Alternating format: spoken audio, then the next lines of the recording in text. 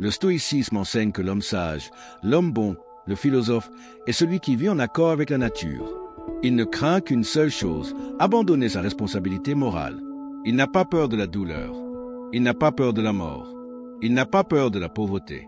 Il n'a pas peur des épreuves qui font partie de la condition humaine. Sa seule crainte, c'est de se trahir lui-même et de devenir moins qu'un être humain accompli. Le philosophe Marc Aurèle est l'une des figures emblématiques du stoïcisme et il est célèbre pour son ouvrage Pensée pour moi-même, connu aujourd'hui sous le titre Méditation. L'idée de ce qu'est un grand homme est parfois floue, mais peut-être qu'aucune autre personne dans l'histoire ne mérite autant ce titre que lui. Ce que je vais partager avec vous n'est pas une simple vidéo de développement personnel, mais une plongée dans une philosophie qui, même si elle a été écrite il y a près de 2000 ans, peut être un antidote puissant à beaucoup de problèmes que nous rencontrons dans notre vie moderne. Marc Aurèle a été empereur romain de l'an 161 à 180 après Jésus-Christ. Il fut le dernier des 5 bons empereurs et régna durant une période appelée la Pax Romana, la paix romaine. En fait, à sa mort, cette ère de paix prit fin. Lorsque Marc Aurèle était au pouvoir, il était probablement l'homme le plus puissant du monde. Les Romains n'avaient quasiment aucune connaissance du monde au-delà de leur empire. Pour eux, Marc Aurèle était littéralement le maître du monde. Dans cette position, il pouvait tout avoir, argent, plaisir, gloire. Tout était à sa portée. La vie d'un empereur romain était généralement synonyme d'hédonisme, argent à volonté, excès de nourriture et de vin, plaisir charnel, distraction sans fin. Aucune loi, aucune coutume, aucune morale ne pouvait freiner un empereur s'il décidait de céder à ses désirs. Et pourtant, dans ce contexte où tout lui était permis, Marc Aurèle fit un choix radical, celui de la vertu. Il choisit de rester un homme bon, et pas seulement un jour ou dans une circonstance précise, mais chaque jour, pendant les 19 années de son règne. Être bon ne suffit pas toujours à faire de quelqu'un une grande personne, mais imaginez, se tenir face à toutes les tentations possibles et dire « Non, je choisis la vertu ». Non pas pour la gloire, non pas pour la réputation, mais uniquement parce que c'est juste. C'est impressionnant. Et réfléchissez. Si vous étiez dans sa situation, pendant presque 20 ans, pourriez-vous résister chaque jour à la tentation, en sachant qu'aucune conséquence négative ne vous tomberait dessus? Ce qui rend Marc Aurèle encore plus admirable, c'est que même lorsqu'il était seul, sans regard extérieur, c'est là qu'il était à son meilleur. Méditation n'était pas un livre destiné au public. C'était son journal intime, ses réflexions personnelles, ses pensées les plus profondes. Il n'a jamais écrit ces pages pour être publié, encore moins pour être admiré. Les éditeurs lui ont donné ce titre plus tard, mais à l'origine, ces textes n'avaient pas de nom. C'est ce qui rend ce livre si précieux. Il révèle la véritable nature d'un homme qui vivait sa philosophie au quotidien. Ce recueil est court, environ 150 pages, divisé en 12 parties sans ordre strict. Mais dans ces pages se trouve une sagesse intemporelle. Le meilleur conseil que je puisse vous donner est de lire Méditation vous-même. Vous en trouverez sûrement un exemplaire dans n'importe quelle bibliothèque ou librairie. Mais aujourd'hui, je vais partager avec vous quelques idées clés. Marc Aurèle croyait vivre en accord avec la nature. Pour lui, la nature, ce n'était pas seulement les plantes et les animaux, mais aussi l'ordre naturel de l'univers. Un arbre pousse parce qu'il est fait pour pousser. Il s'élève aussi haut qu'il le peut, devient aussi beau qu'il le peut, non pas pour recevoir des éloges, mais simplement parce que c'est dans sa nature de le faire. Dans ce sens, l'homme sage vit comme l'arbre. Il se développe, il s'améliore, il accomplit ce qu'il est destiné à accomplir, sans se laisser détourner par le désir de reconnaissance ou par la peur de l'échec. Voilà ce que Marc Aurèle nous enseigne, à rester fidèle à notre nature profonde, à notre devoir moral, même face aux plus grandes tentations. Si vous êtes encore là, c'est que cette philosophie vous parle. Alors, je vous invite à vous abonner à cette chaîne, à activer la cloche de notification et à écrire en commentaire d'où vous regardez cette vidéo. Votre soutien aide cette sagesse millénaire à toucher encore plus de monde. Un arbre ne pousse pas pour recevoir des compliments, mais parce qu'il est fait pour pousser. Il devient fort, majestueux, inspirant, simplement parce que telle est sa nature. C'est l'ordre naturel des choses. La chenille devient papillon. Le fragile poussin sans plumes devient un aigle. Non pas parce qu'ils le veulent, mais parce qu'ils ont été créés pour cela. De la même façon, Marc Aurèle croyait que le devoir de chaque être humain était de réaliser pleinement son potentiel. Il ne croyait pas à l'accumulation de biens ou de richesses, nous en reparlerons, ni à la recherche de récompenses ou de distinctions. Si la nature vous a fait humain, alors votre mission sur cette terre est d'être le plus bienveillant, le plus vertueux possible. Pour Marc Aurèle, c'était là le sommet de l'accomplissement humain. Ne pas atteindre ce potentiel, Voilà selon lui la pire des chutes, l'endroit le plus sombre où l'on puisse se perdre. Après tout, nous ne contrôlons pas grand-chose. Nous ne pouvons pas contrôler ce que le monde nous envoie, mais nous pouvons toujours choisir notre réaction. Quoi qu'il arrive, une grande personne traverse la tempête et continue à vivre selon sa vertu et son plein potentiel. C'est notre devoir en tant qu'humain. Marc Aurèle était empereur. Et même s'il aurait peut-être aimé passer ses journées à écrire, ce n'était pas son rôle. Il n'écrivait d'ailleurs pas tant que ça. Il devait gérer d'innombrables affaires et rencontrer toutes sortes de personnes. Mais il avait une conviction profonde, les gens mauvais, cruels ou corrompus font partie de notre univers. Espérer que la vie ne nous en présente jamais, c'est comme demander à une vigne de pousser sans épines. C'est absurde.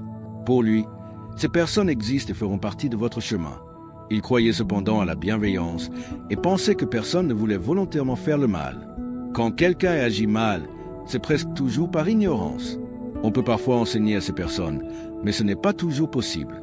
Nous ne pouvons pas décider si l'univers nous mettra en face de l'immoral, du méchant ou du paresseux. Et si nous ne pouvons pas non plus les aider, ce qui est souvent le cas, alors il nous reste à supporter leur présence. Et pour y parvenir, Marc Aurèle recommandait de regarder à l'intérieur de soi. Dans ses écrits, il se parle à lui-même. Et Marc, toi aussi tu as des défauts. Qui es-tu pour juger? Peut-être que tes défauts sont différents de ceux que tu appelles les mauvaises personnes, mais ils sont bien là. Et dans une autre situation, un autre jour, peut-être que toi, Marc, tu serais l'ignorant. Et il est possible que tu ne comprennes tout simplement pas. Il se rappelait, tu ne peux même pas être sûr qu'ils font réellement quelque chose de mal. Le voleur qui prend pour nourrir sa famille n'a peut-être pas tort. Tu ne comprends pas, et souvent dans la vie, tu ne comprendras pas, et tu ne sauras même pas que tu ne comprends pas. Alors ne juge pas. Encore et encore, Marc Aurèle se rappelait que tel est l'ordre naturel. Un arbre donne des fruits pour que les animaux puissent se nourrir. Les animaux meurent pour que les vers aient de quoi vivre. De la même manière, dans le monde humain, nous sommes tous faits pour nous entraider. C'est encore et toujours notre devoir. Et la seule véritable défaite dans la vie, c'est d'abandonner cette responsabilité. Alors, Marc, fais-le, et fais-le bien. Nous traversons tous des épreuves, et Marc Aurèle n'a pas fait exception. Mais tout comme pour la rencontre avec des personnes mauvaises, il avait compris que l'adversité fait simplement partie de la condition humaine. Encore une fois, on ne peut contrôler que ce que l'on peut contrôler. Ne prie pas pour que les épreuves disparaissent, disait-il à lui-même, car c'est une illusion. Ces épreuves arriveront, c'est certain, et tu ne peux rien y faire. Mais ce que tu peux contrôler, Marc, c'est ta réaction. Tu peux te préparer à accueillir ces moments. Et tu sais, Marc, qu'ils viendront. Le jour où cela arrivera, ne sois pas triste parce qu'il est arrivé quelque chose de mauvais. Ne t'apitoie pas sur ton sort. Ne t'enferme pas dans la plainte. Au contraire, sens-toi chanceux d'avoir les outils et l'esprit pour traverser l'épreuve sans être brisé. Porte ces événements comme un homme courageux. Traverse-les avec bravoure et, de l'autre côté, comprends que ce que tu pensais être une tragédie n'était pas une tragédie, mais une occasion de persévérer, de t'élever, de continuer à avancer. Marc Aurèle se répétait, lorsque ces moments arrivent, ne te plains pas, agis, endure. Soit tu peux supporter, soit tu ne peux pas.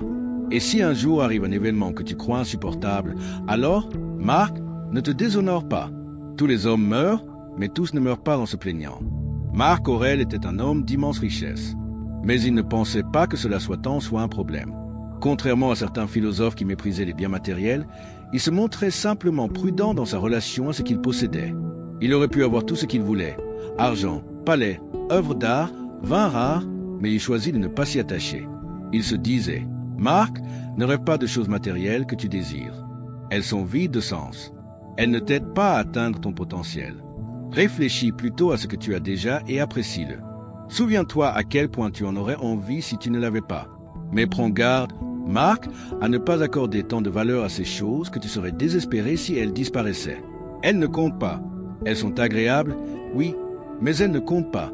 Elles ne te rendent pas meilleur, elles ne t'aident pas à devenir plus vertueux, plus bienveillant. Ton potentiel ne réside pas dans l'accumulation d'objets. Non, le potentiel humain est bien plus grand que cela. Tu dois vivre en accord avec la nature.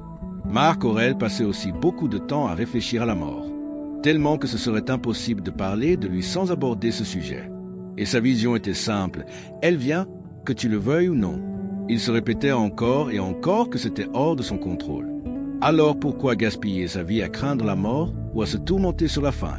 De la même façon que la nature nous a assigné à faire le bien, à nous entraider et à réaliser notre plein potentiel, elle nous a aussi assigné à mourir. La mort est un devoir.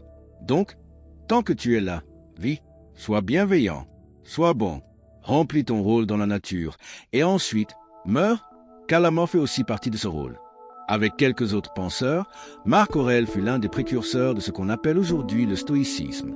Les stoïciens avaient un champ de réflexion vaste, logique, éthique, physique. Mais au cœur de leur philosophie se trouvait une distinction essentielle, celle entre le plaisir et le bonheur. L'argent, la gloire, même le succès, n'étaient pour eux que des stimulations extérieures procurant des moments fugaces de plaisir. Mais ce n'était pas le bonheur. Le bonheur, lui, était autre chose.